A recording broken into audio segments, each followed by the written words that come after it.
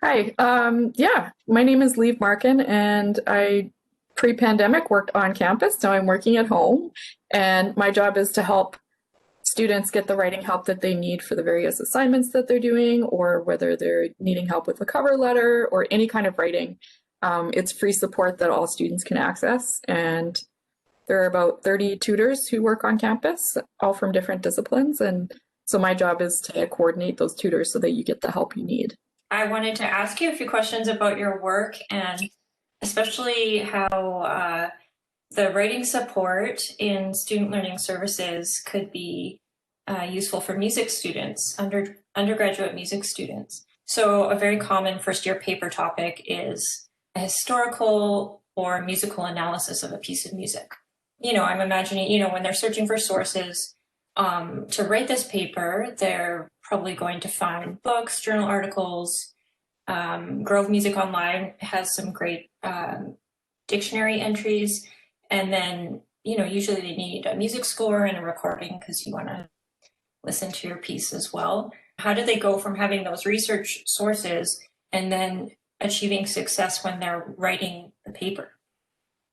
Yeah, so there's kind of that, like we think of writing a paper, but it involves, research and reading and writing.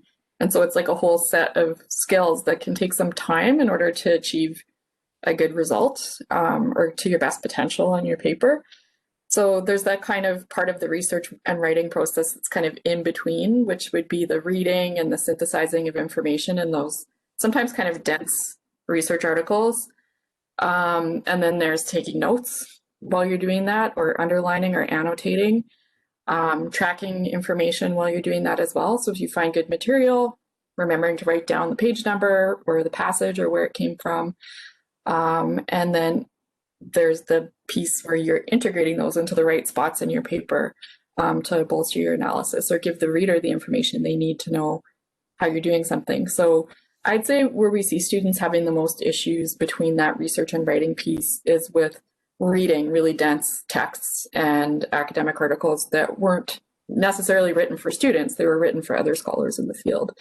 So there's a lot of terminology and things that, you're going to need to look up stuff while you're reading in order to understand. And that's totally normal. And then there's also, some really good guides online. You can just Google a lot of this as how to read a research article.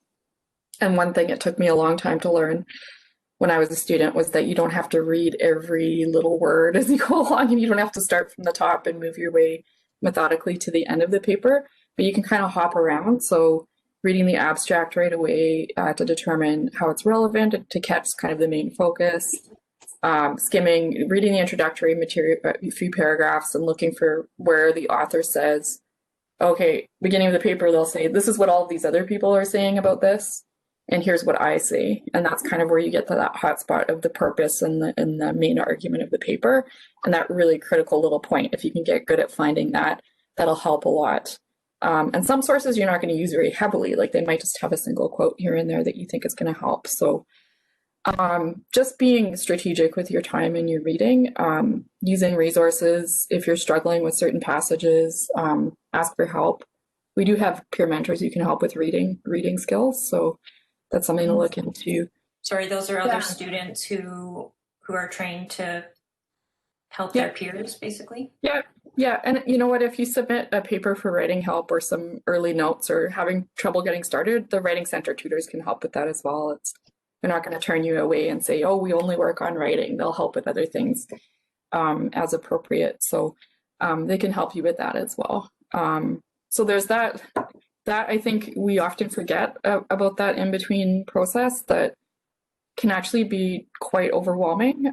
Like I just worked with a student the other day who was having a really hard time in that part. And it can kind of take all the energy out of you. And some people really love that part. They love taking in the information and then they get to the writing and they hate the writing part of it. So there are a lot of different skills involved in writing, which is, the research and the information finding and the assessing that and the reading. There's so much skill involved in putting together a paper, and you're going to enjoy different parts of it or not.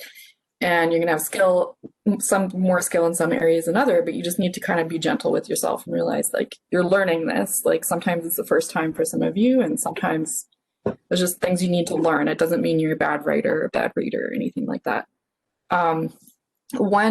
Because there's so many different skills, one thing I've suggested a lot to students is to really think of like 3 kind of sections to writing and to divide your time that way. So if you have 3 weeks or 3 months or 3 years or 3 days, God forbid, to write a paper, dividing it up roughly into 3 parts so that the first chunk of time, say a week of 3, would be for the research and all the pre-writing stuff, like looking up sample papers, getting help getting started, starting to create an outline, doing some reading, doing that over about a third of your time, and then a third of your time writing, and then a third of your time on the editing and the proofreading and all of that stuff.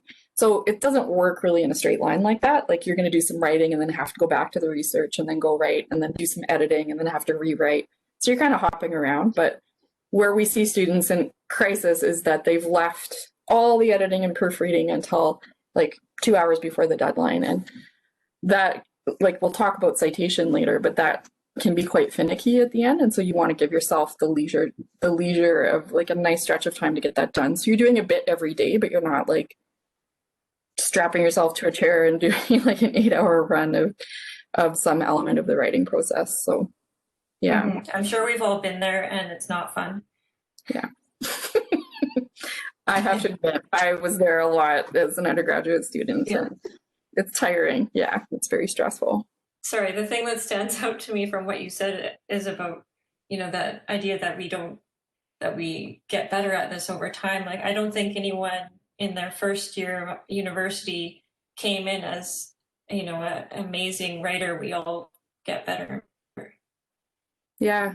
Keep those first papers you wrote and look at them in your 4th year and you'll be amazed how much you've learned. And so, we're as university students, you can be kind of perfectionistic and hard on yourself, but learning to write, like, you're alone so much when you're doing it and you're getting in your head, there's a real psychological dimension to it that, if you can get out of that and talk to a tutor or, break out of that kind of echo chamber of your own mind when it comes to the writing process, talk to people who can help you on campus. You have those free resources, so use them. And we see students from all walks of life. It's not just first year students, it's everybody, even postdoctoral people on campus. So yeah, it's we've seen it all.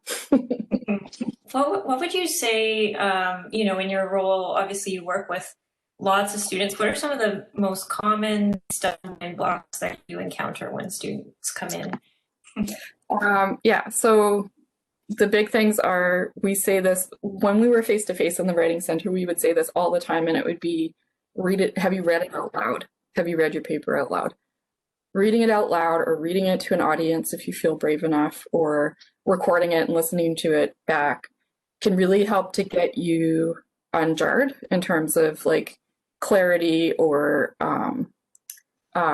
getting rid of awkward phrasing or realizing where you're missing information, where you have run-on sentences or incomplete sentences. So that's one thing, is read out loud. And it's usually surprising to me how many students don't do that. Another one is the second thing where students get stumbling, we've already talked about, which is the psychological barriers. So, papers can be quite high stakes, or we have ideas about ourselves as writers, or we don't get help. So think about that. And the main thing is time management, which I've also already talked about a bit, but start as early as you can and just do, like, if you get anxious thinking about it and you want to put it off because you're anxious, just do one little thing. Like, always be kind of plugging away. Like, I helped a student the other day, a few weeks ago, and he was really overwhelmed, and we just said, okay, let's make a calendar here. You're going to do an hour and a half a day or 30 minutes, like, and you can have a couple break days, and we'll have 2 buffer days at the end, just in case you get sick or you're having a bad day or somebody invites you out. Breaking it up, and you could just see like, okay, if you just break it up into little pieces, it's not so overwhelming. Don't just chunk in like 3 days before the due date. This is where I'm working on my essay. Like, you're guaranteed to be stressed out if you do that. So the nice thing about managing it over time like that too is you get some distance from it. So you can do some writing and then come back to it 24 hours later and things will pop out at you and you'll have realizations as well. So Mhm. yeah, those would be the three things: is time management, reading out loud, and just attending to like, how do you think about yourself as a writer, like the psychological stuff as well. Well, that's it. Yeah, that leads to my next question. You mentioned citing things. This is a question that comes up for me all the time in my role as the music librarian. Is how to cite musical sources, and it's kind of a challenging task because it's a finicky process, citing things consistently, and that attention to detail is so important. And then there's also those questions about, well, how do I actually incorporate sources? I found this great quote. How do I introduce it? And so I'm wondering if you could talk a little bit about that when you're assisting students. Where do you typically see most of the challenges when it comes to citing, and what do you think are the keys to getting better at working with sources and working them into a paper? Yeah, so I was looking at, like, we keep statistics for writing help, and I was looking at, okay, yeah, half of students who submit to online writing help, 50% of them exactly are asking for help with this exact thing, with quoting, paraphrasing, citation.